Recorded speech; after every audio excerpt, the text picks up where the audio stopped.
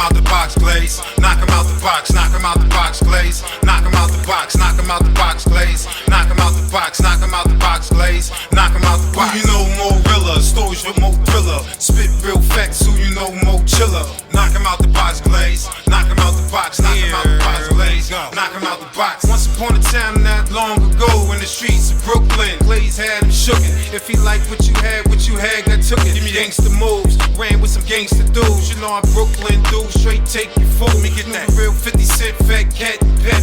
Had blocks on live, BGG the movement. Here to make improvements. Knock him out the box, Glaze. Knock him out the box, knock him out the box, Glaze. Knock him out the box. Who you know more realer? Stories with more thriller. Spit real facts, who you know more chiller? Hey, good day, everybody. Hey, listen, right quick. Thank you for joining me. Just in case you're joining me for the very first time, I am the real Brian Glaze Gibb. Make sure you continue to smash the like button, subscribe, share, support. Let's get straight to it, man. You just heard Tony Yayo. Shout out to Tony Yayo, Vlad. You heard him, man. Basically, right now, is like with all this drama, what did it all stem from? Basically, it all stemmed from, really, Little Meech. Because once again, here it is when everything was said and done and with all the payment. So I guess, and I don't know how that happened, but it seemed like right now is that Meech, Little Meech, was getting the bulk of the money. And like I told you, I'm kind of scratching my head because once again, he's still a kid. So regardless of whatever contract that was drawn up, I think it should have been, well, Meech, Little Meech get his portion. You know, Big Meech get his portion. Tammy Cohen's and whoever else get their portion. So once again, Little Meech should not have been in control of all the funds. Because if you listen to Yayo saying right now, guess what, man? This dude buying $10,000 jeans. Who the hell gonna buy a $10,000 jean? Where the hell you going to have to be wearing $10,000 jeans? And then you got these Richard Millie watches, and from my understanding, they cost a couple $100,000.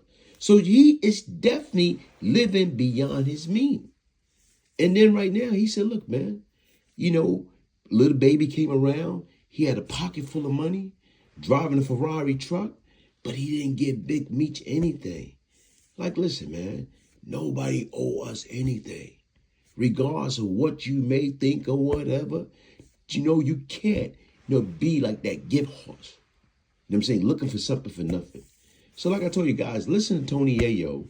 And, right now is, like you sit back and think about it. Is 50 wrong? No. Because at the end of the day, Meech is a grown man. Business is business.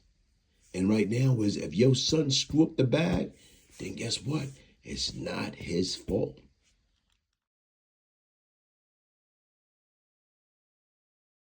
Been asking about. 50 Cent versus Big Meech. Man, woo. You know that nigga 50 crazy, man. 50's crazy. You know what's crazy? We went to Meech's house. We sat down with him. Little Meech. And, I thought, big things in the future was coming, because he was talking about stories about motherfuckers jumping in cars with bricks. And he just was telling the war stories that was amazing, where I was mesmerized. And, him and 50 was kicking it and everything was good, And then you fast forward to the Ross thing, and that's when everything kind of went left, and, BMF was the last niggas to do it in the game. My album came out in 2005. Them niggas was fucking lit. But I think something with 50 is like 50 is the type of nigga, I think certain niggas just don't want him to be in the driver's seat all the time. That's how it seemed, because it just seemed like a bad deal. You was with 50. He's talking about stuff in the future. He made your family money, You would think you would be a little bit appreciative, but motherfuckers don't have to be loyal to 50 in business. I guess that's how Meech felt, because he's his own boss, but when you take Little Meech and you put him in fucking acting school, you take him from Detroit. I remember him rapping when he was rapping and nobody was helping him from what I seen, because I remember when Little Meech was rapping. Nobody helped him, and then 50 put him in acting suit, kept it on the low, and he made all this money. You understand what I'm saying? But to be young and have money is crazy, because we was young and had money before, so I understand. Motherfucker got Richard Millie's, Little Meech got Richard Millie's chrome hard jeans, 10,000. I buy some chrome hards for 10,000. I might wear them shits for a month, bro. $10,000 jeans, you know, shit. We was buying Red Monkeys. Them shits is what $1,000 back in the days. Now everything is like triple the price when it come to drip. So it's like, I understand him being young and all that, but when we go to your crib and me and Murder sitting in the backyard and you like, yo, little baby ain't give me no money. He came in the Ferrari truck. He had the Ferrari truck. He had 4 pockets full. I'm looking at this nigga like, yo, this nigga tripping. Like, little baby he's not obligated to give you nothing. I looked at it like, from that point, maybe 50 should have brung a bag for Meech and maybe a watch or something. Because obviously that's what Ross did or whatever. You know what I'm saying? But that's what I had in mind.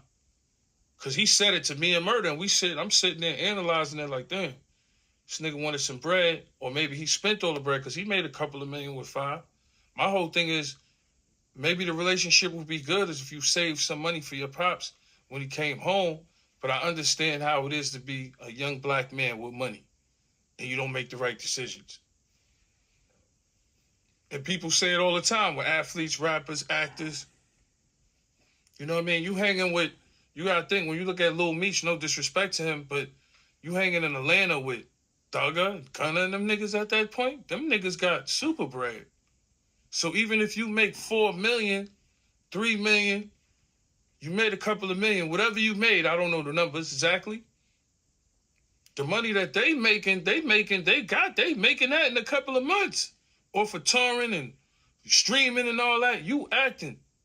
So I think him being in Atlanta, I think that shit, I don't know, that Atlanta shit, you know, shout out to Magic City, Ed, the ladies, man, and all them clubs out there.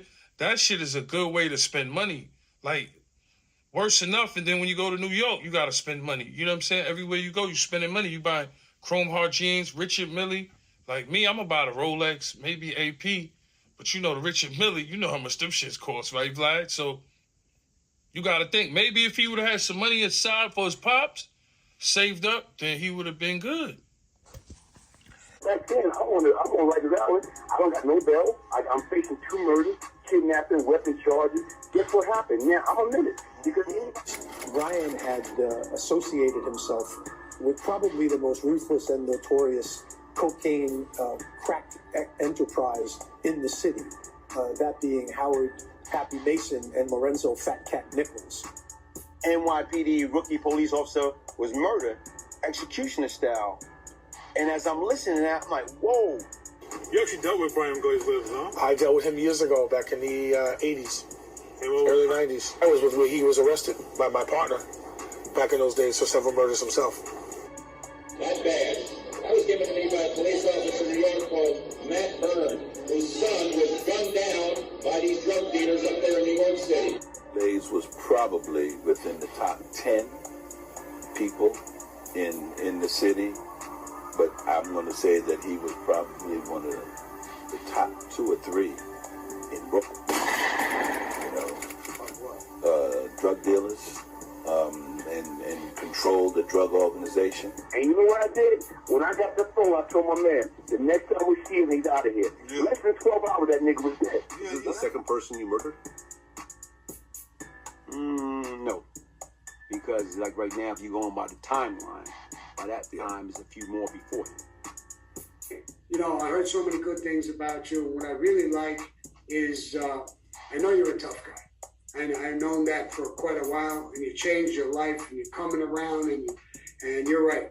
We're from New York. We're New Yorkers. No matter what color you are, no matter what religion you are, no matter what you are, you know, we're New Yorkers. Well, he was a drug kingpin himself. He was a drug lord himself back in those days, and he operated out of Brooklyn, East New York, and you know, he committed a lot of violent acts himself. So, if anybody knows the streets, I mean, he knows the streets. Tottenham. Yeah, you gotta worry about them guys. But we only have to worry about those guys in Vanderveer and stuff. You know, we all knew Glaze and Tutton, all those guys. Yeah. I Glaze, Supreme Team. What up, Glaze?